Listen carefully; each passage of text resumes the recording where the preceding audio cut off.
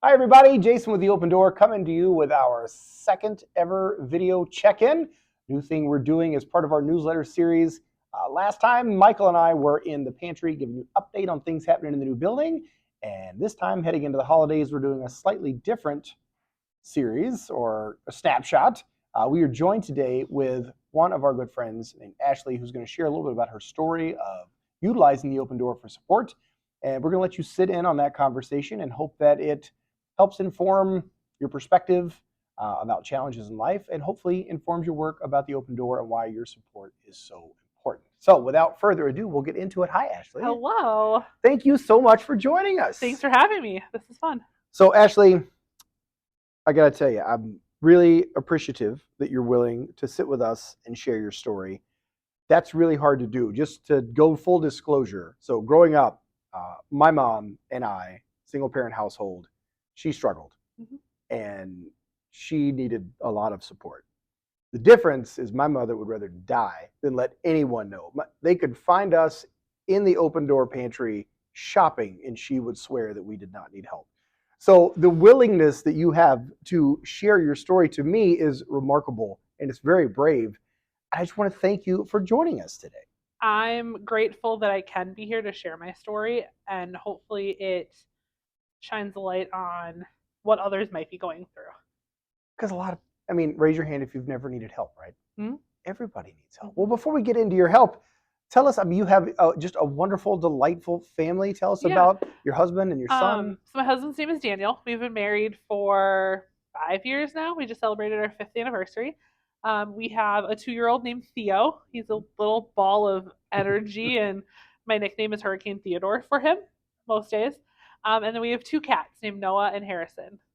So which came first, cats or the kid? The cats. They are 10 and 6. Okay, so they've been around for a while. Yes. Oh, they were there before Danny? We got Noah when he was 2. Danny and I had been dating like 6 months at that point when we got Noah, and then Harrison we kind of happened upon. I didn't intend to get another cat, but it just kind of happened. I've heard that cats are a little bit like gremlins. If you sprinkle water on them, they just multiply. Kind of, yeah. Okay. One was given to me, and then I lost him in the house and couldn't give him back if I wanted to, and then he just lived there, which is exactly what I told Danny when I told him we had another cat. So you've got this just wonderful family of 5. Yep. You've been together for a while, and for work, you have a really, low-key, super chill job. Tell us about your work. So I work at a local special education school. It's a level 4 sped school where I'm a para, so that keeps me on my toes, helping some very fun kids. Level 4 para. That sounds like a video game code that I don't understand. Tell us, what's a day in the life of a para at a special education school? A lot of movement. I work primarily with individual students, so I am, bouncing around from kid to kid. Sometimes I'm with the same kid all morning. Sometimes I might need to go help in other places. It's a lot of like hands-on, one-on-one support just to get them through their days and help them become great in life. And so you spend your day helping others. I mean, you are working to help people in difficult situations achieve their potential and learn how to just navigate learning, which can be challenging. And then it sounds like you found yourself at some points on the other side of that having to ask for help, which I think it's always easier to give help than ask. 100%. How long have you been coming to the Open Door for support? So we started coming to the Open Door in May of last year, so May 2022, after about 11 weeks of being homeless. Whoa, homeless with then 1-year-old. He wasn't even 1 yet. He was 7 months. He had just turned 7 months when we very unexpectedly became homeless. 7-month-old. Mm-hmm. 2 in the middle of winter. Oh, as a human, but as a mom, what was that like? Awful. Like, I spent a lot of time trying to figure out what the next steps were, and my priority was making sure he had someplace warm to stay. Thankfully, I had friends and family that I could call upon during that time. We spent 4 weeks with a really good friend of mine living in her basement while another family member had our cats during that time. We didn't have our cats with us, so it was just the three of us. And then we spent a week in a hotel, and then we moved in with another family member for 6 weeks. And you're still working at that time. Yep, I was still working 2 jobs at that time. Danny was working 2 jobs at that time. What was, I mean, the hardest part, I'm sure, is the uncertainty, but I mean, how do you even plan for your day with that much? It was about surviving the day, getting from point A to point B, making sure everyone um, was wherever we needed to be, and that we had everything we needed for Theo. He was our priority at that moment. Oh, I can't imagine just the pressure of that. But then it sounds like you had, thankfully, a decent support Mm-hmm. system. You've got some options, people helping you through, which I mean, help is critical. Where in there did you learn about the open door? So it was after we had found stable housing. Okay, We had attended a like one mobile food pantry in okay, West St. Paul at the service center. okay. So it probably wasn't May. It was probably later that summer that we started coming. But it was around that time we went to one of those, and I was like, you know what? We have a kitchen. We need to stock said kitchen. Everything's expensive when you're moving between storage and not always having access to a kitchen to make food. So it was a lot of like easy to pop in the microwave meals or takeout. Um, and just basically building an entire pantry from scratch and furnishing a new place when you didn't have a lot to start with.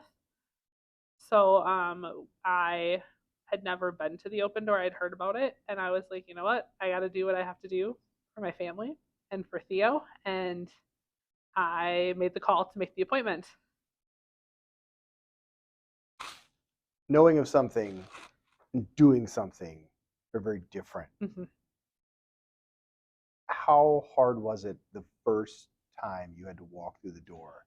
Um, Growing up, my family had utilized a different food shelf in the Okay, area. So I was familiar okay, kind of with what the process was. This one, Open Door, is different than ones I've gone to. okay. Um, but it's still kind of, I don't want to say humbling, but it's hard to ask for help. And accepting help is almost harder than asking sometimes. You came, you showed up. Was it easier, harder, different? Um, my first time here, the first time I walked in, and like my first shopping experience was overwhelming, but not in a bad way. Okay. It was overwhelming in the sense of everything you leave with. It was overwhelming how much support we got and how like much food I was leaving with and the types of food. Like Open Door is so different than what people envision if they've never been to a food shelf. Like what people expect and what you get are so different in such a good way that it was very like overwhelming. Like I remember calling my husband on the drive home going, "You won't believe like just how much food we have right now." And it was amazing. Well, that's awesome to hear. I mean, we've designed this to be a place where anyone that needs help can come get it, and hopefully, when they get here, feel better Mm-hmm. about having come. So, thank you for sharing that. And I'm, you talk about the difference of like what people think it'll be and what it is. One of the questions I get a lot when I'm out talking is, is like, who do you help? And it's one of the reasons your story is so impactful. I think people have sometimes in their mind the vision of everyone that comes to a food shelf is, they've got a grocery cart and a cardboard sign, and it's like, no, I mean, good gosh, you and Danny, you're working 2 jobs and you're trying to take care of your cats and your son, and just the magnitude of having to come in and the courage to do it. It's powerful. But to other put it, I don't know, kind of into tangible terms, I mean, it's just groceries, right? How Mm-hmm. much does just having groceries help? Utilizing the open door has allowed us to be able to give my son socialization opportunities. He's at home with Danny all day while I'm at work. Danny works overnights. We work opposite schedules because daycare is not attainable for us to afford. Daycare is so expensive, and everything else about life is so expensive that we can't give Theo that opportunity of being in daycare with other kids.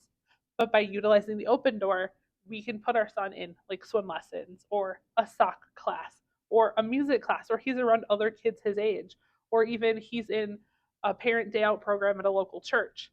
So he gets 1 day a week where he gets to go hang out with 9 other 2 year olds and go run around and play and just be around other kids his age and get that opportunity.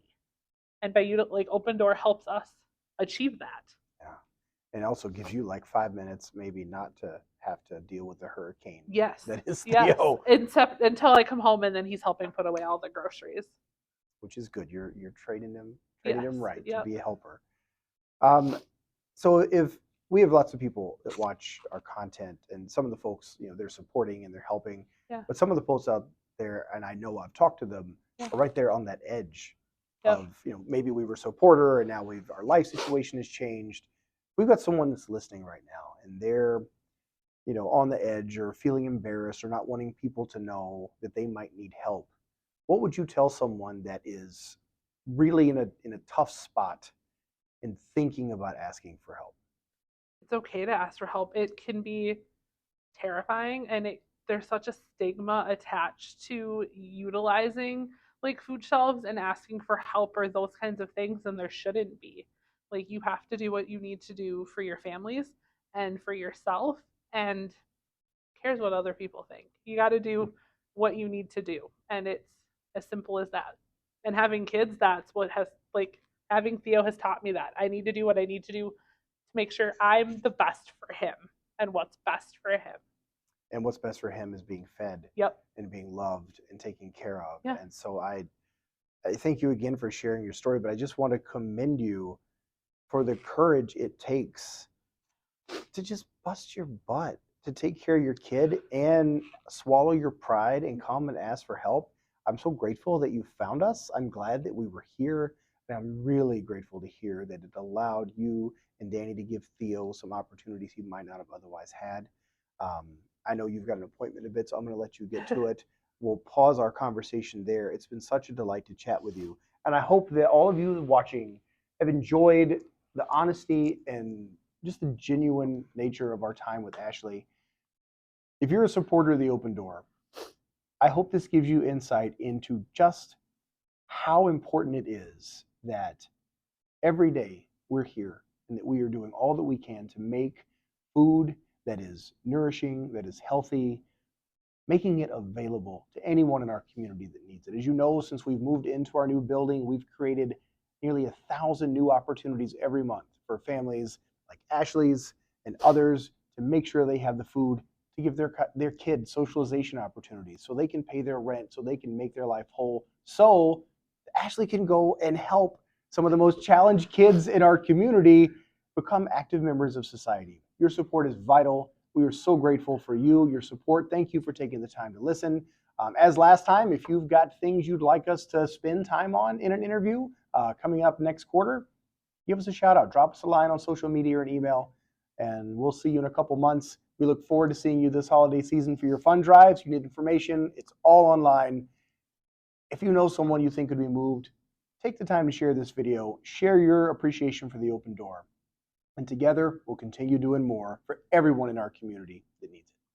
Thanks, everyone.